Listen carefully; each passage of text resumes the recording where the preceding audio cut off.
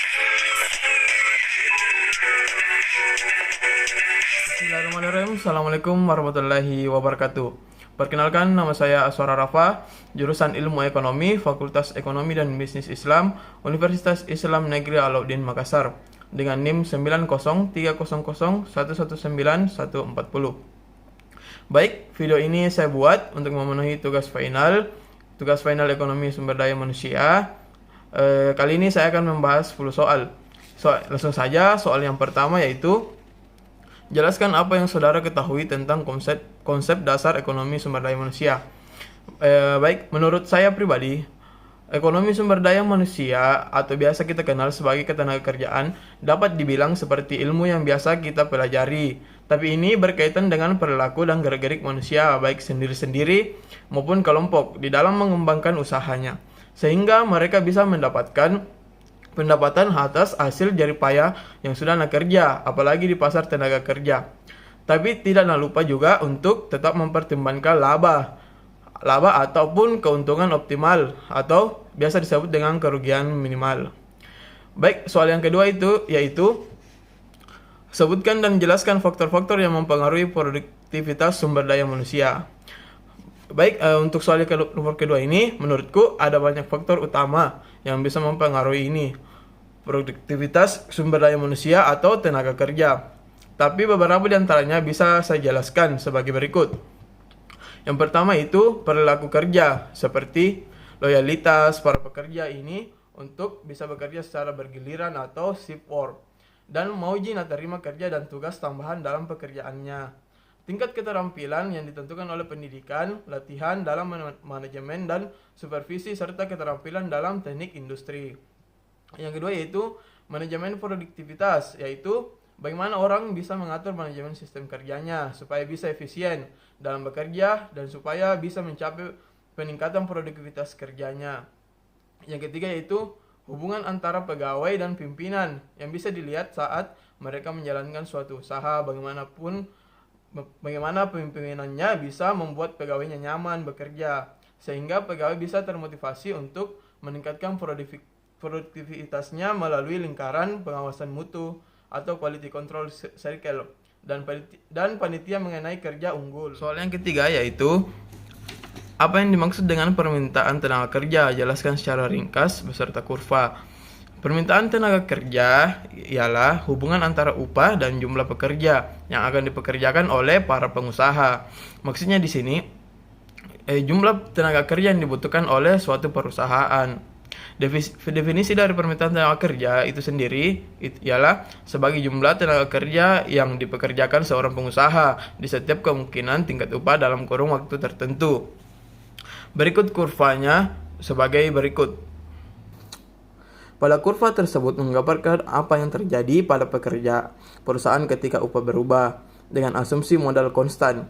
Kurva permintaan tenaga kerja memiliki slope negatif dan menggambarkan nilai perusahaan dari kurva produk marginal atau value marginal product atau VMV. Awalnya upah adalah $22 dan perusahaan mempekerjakan pekerja tinggi.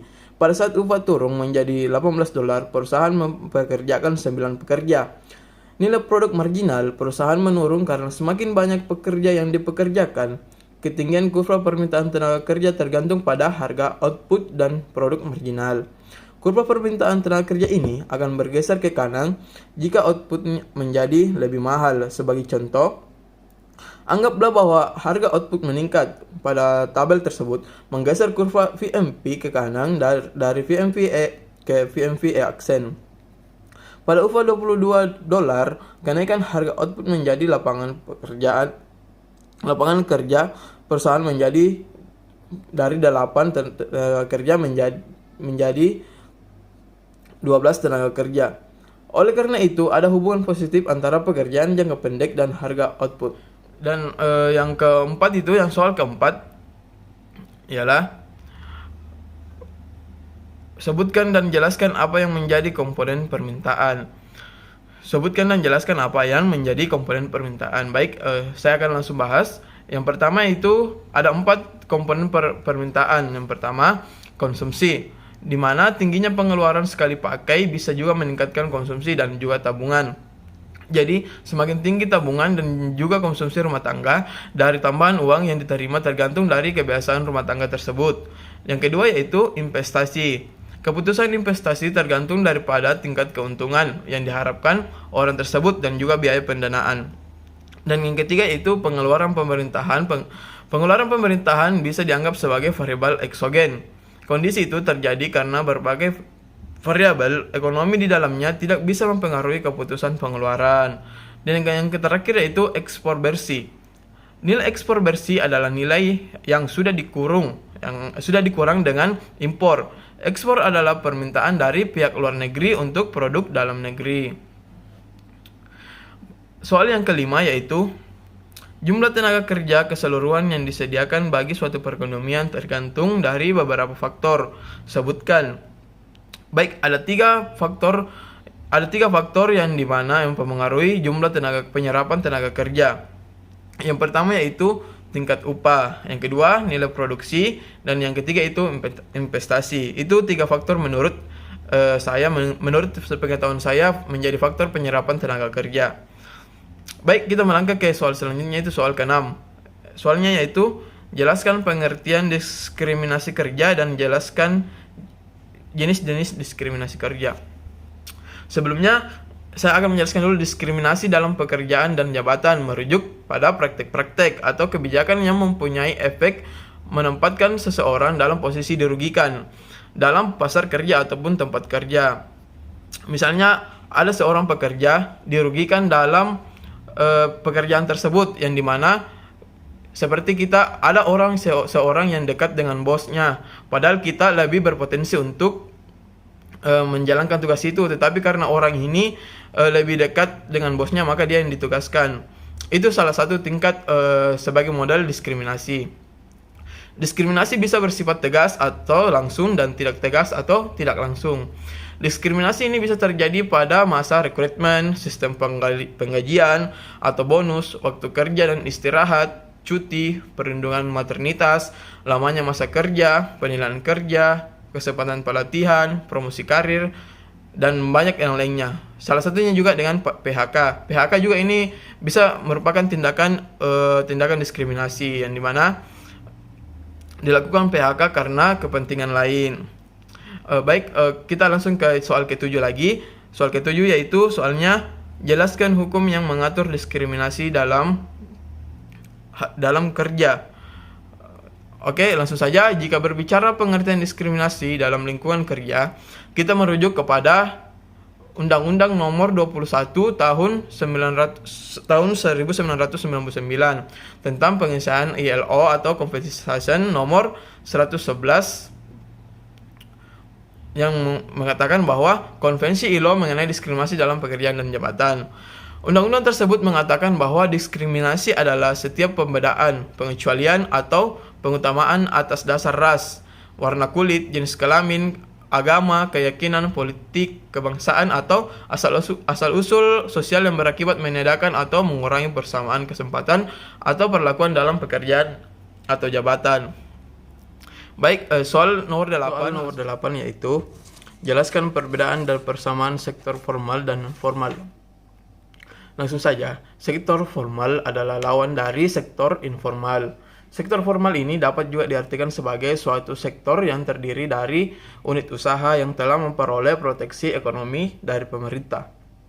Sedangkan sektor informal adalah unit usaha yang tidak memperoleh proteksi ekonomi dari pemerintah. Berikut saya akan membahas secara rinci perbedaan dan persamaan antara sektor formal dan sektor informal. Kita lihat dulu dari sektor formalnya. Yang pertama yaitu usaha yang memiliki izin dan terdaftar di kantor pemerintahan. Yang seperti adanya izin mendirikan usaha dari pemerintah atau SIUP. Yang kedua yaitu ada akta pendirian oleh notaris. Dan yang ketiga itu memiliki pembukuan atau laporan keuangan yang jelas. Dan yang keempat yaitu rutin melaporkan keuangan ke kantor pajak.